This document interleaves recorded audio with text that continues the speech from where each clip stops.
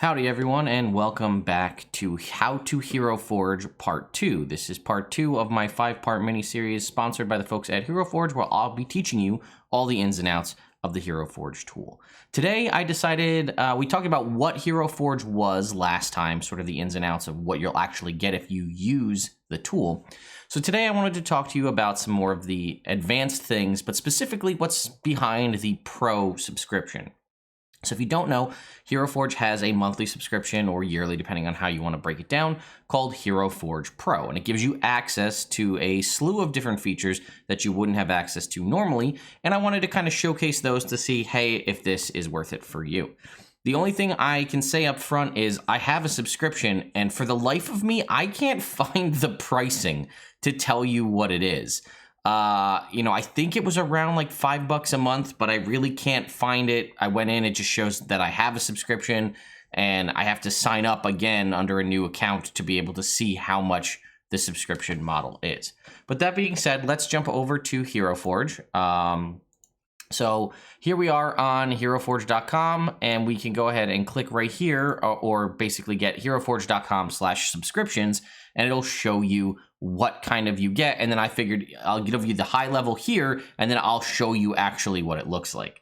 So obviously they have a section here for Kickstarter backers. That's people who back the Kickstarter got access to certain tools.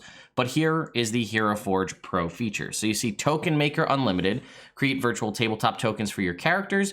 This is really great if you use a various virtual tabletop, whether that be Fantasy Grounds, Roll20, Foundry, or so on.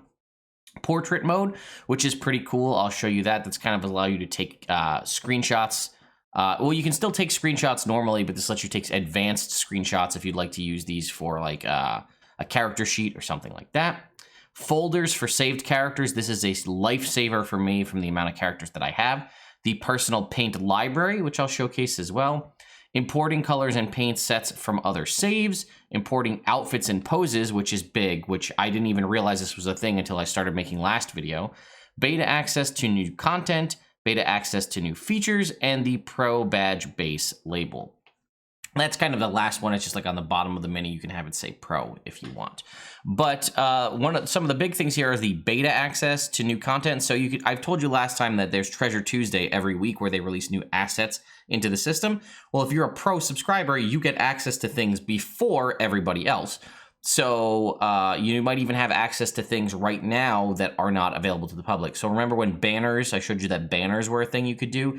All of the Pro members actually had access to banners about a week before everybody else, so we could go and play around and learn how to do different things with that.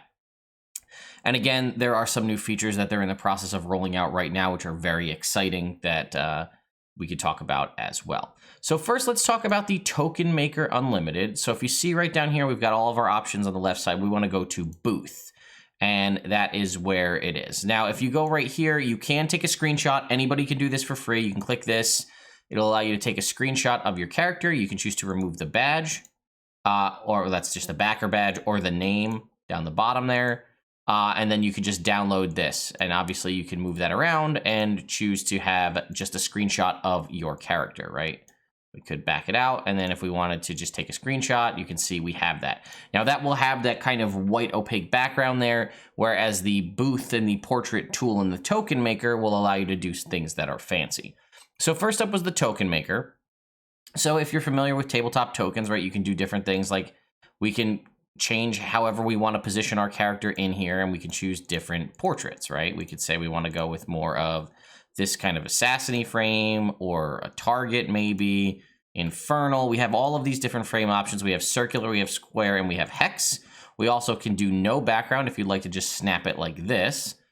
We can change the camera angle if we like. We can do top down. We can also do isometric depending on the type of tabletop, virtual tabletop you're using. So let's go back to portrait mode, and we'll kind of tilt ourselves up so we can see our face. And then again, there was those presets that were there first. We can also choose different frames here and alter these. So we have this sci-fi one. We have a techie one, nature. I like this runic one, so let's stick with that. Then we can choose to put a background behind that. Now we can keep it like this. Obviously, you'll see it's transparent, but we could add this kind of gradient background, We could add a foresty background, maybe inside a temple, some kind of cherry blossoms. Maybe we have this arena background or a dark city alley, whatever you think looks good. And then you can go to a color tool as well and change the frame colors if you like. There's also advanced tools where you can kind of play with sliders, and then we can adjust the secondary colors as well. And then if we want, we can just go ahead and click capture, and then that will go ahead and download a token for us. And there we go. We now have that token that we can use on our virtual tabletop.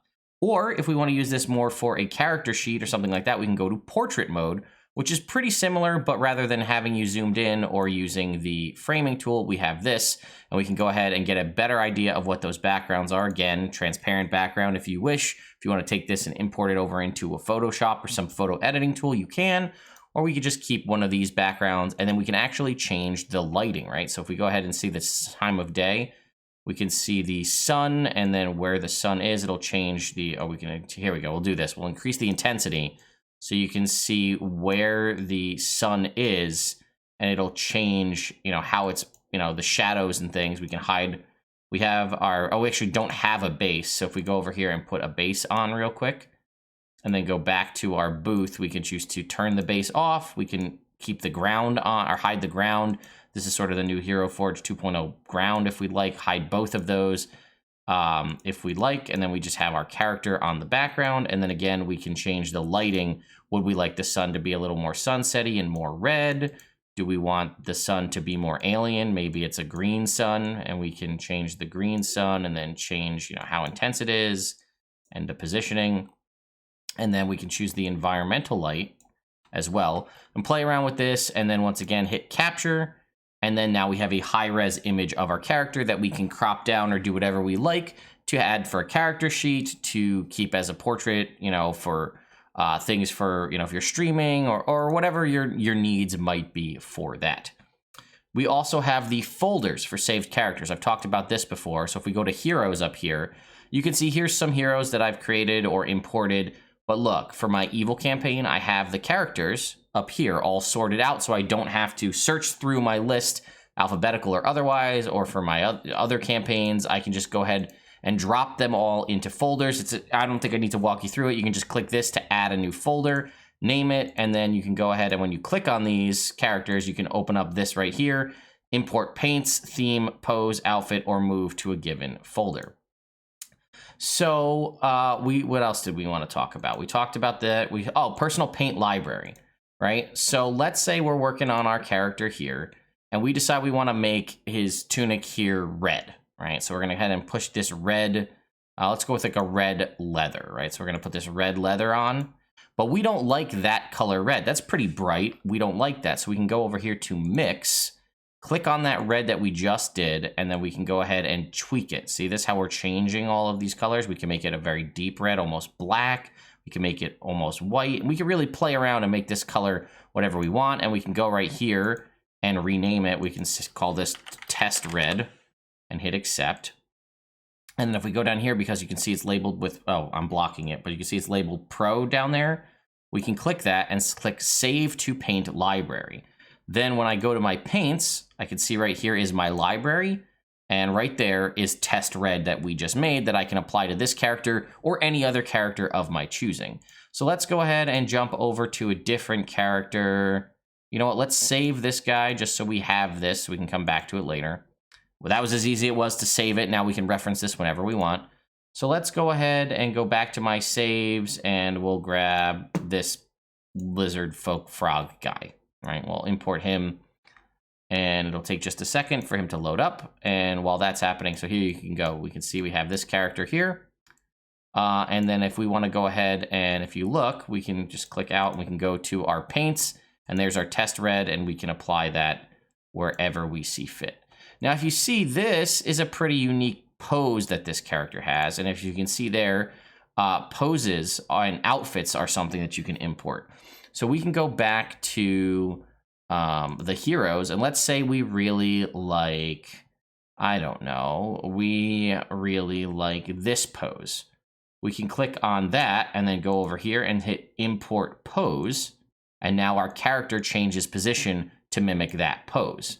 which is awesome because you can not only do this with your own characters, but if you come up with something or see something that someone else came up with, let's say, for example, leaning on a sword like this, import pose.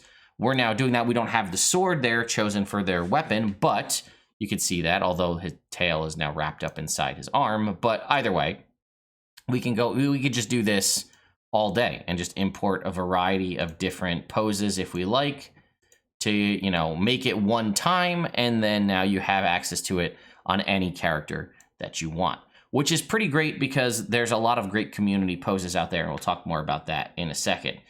We talked about beta access to new content. Obviously, you can see right there under the colors, you can see there's a couple options. You saw kind of how there's light there. That's a beta feature, light emanating effects. There are also beta features for different skin patterns and things like that, for like animal patterns and whatnot. And then I don't think we have anything here, but you can see how all this says new. If we were to choose something specific, it would say Pro, and then you'd have access to that early. I don't think we have anything else really crazy at the moment as far as new items that I could showcase for you, but again, they would be listed as Pro were they new features. And then I don't think there's much else we can really go over as far as that goes. I know I can tell you that pretty much covers everything. I'll show you the base label just in case that matters to you. You can see right here, you can get Pro added to the bottom of your base if you'd like. That's another feature as part of the Pro membership. And then let's see. Nothing really to talk about there. One thing I wanted to show you is if you go to the kind of the community section up here. Where is it? Community. You can see right here, you can join the HeroForge Creators Guild on Facebook. And I would highly recommend that you do so because people out there are always sharing custom and new creative ideas and ways to design things. And if they post a link, you can then import that into your HeroForge. And doing what I just said, you can import, they have an entire library of poses, of people doing intricate and unique poses that you wouldn't see before. And people also post really crazy things that you could see, for example, like, once this loads, something like this. Yeah, I bet you didn't know you could make basically full-on dragon minis in HeroForge, but if you take the time and really play around with it, and we'll mess with some of this stuff in future videos, these kinds of things you can create. Lastly, I also wanted to point you over to this section, which I'll have a link to this. You can actually request parts or features to HeroForge. Now, obviously, there is a long list of things that need to be done to get to this point, but you can put in, hey, I think we really should have this. So you can tell them, are you reporting a bug? No. What does your request fall under? You choose that section. And what are the specifics of your request? So let's say we wanted to do a weapon, and we can say, let's see. I don't think we have anything to choose in there. And then we can type in our email and then the details that we would like and make suggestions to the folks at HeroForge for things you'd like to see. I hear this and see this all the time where people are suggesting, you know, hey, I really would like to have whips, or I'd really like to, you know, we have chain weapons. I'd like to have an animated whip. I don't know if that's actually possible due to the, you know, the amount of support needed to print something like that, but there you go. So that's pretty much going to do it for this. I can tell you that one of the features that they are in the process of demoing, which I don't see it here, is transparent minis, where you can go ahead and have part of your mini be transparent plastic. So you could have, like, let's say your whole body printed in color, but like your magical effect printed in like a translucent plastic or a transparent plastic, and then you could color that yourself if you wanted to preserve that sort of magic effect things. And we see this on a lot of pre-printed minis where, you know, the character will be in a solid color and the magical effect will be like a transparent color, and you can color that whatever color you'd like. So again, in future series of these videos, we're actually going to be diving into the tools. I just kind of wanted to get all the informational stuff out of the way up front to showcase that. And then now that that's done, we can dive into advanced posing, trying to get cool things that we showed off a little bit here, how you could do unique poses, how you could do things like using multiple arms but locked together to allow different effects that you wouldn't be able to normally have. For example, I've seen people doing a triple scythe right? It's 3 scythe heads, but really what it is it's 3 arms, but all the arms are locked together. So there's 3 arms on top that you can't see, but then each scythe has the head slightly shifted in the position so it looks like a 3-headed scythe, when really it's just 3 arms, each holding a scythe. There's a lot of crazy stuff you can do like that, and we'll dive into that more in future videos. So thank you again to HeroForge for sponsoring this series. Let me know if you guys would also be interested. I might not be part of this series, but seeing me dive into the actual 3D printing process. I have both an FDM and a resin printer, so I can print HeroForge minis. And again, I'm not a 3D printing channel, but I know a modicum about 3D printing. So if you would like to see me dive into how I do the supports and different things to make sure that the minis print properly and you don't have a lot of cleanup work after the fact, let me know. That's something we can dive into, and maybe I'll even look into getting one of those nylon minis where it's really large size, and we'll see how that comes out. Thank you all so much for watching, and I'll see you next time.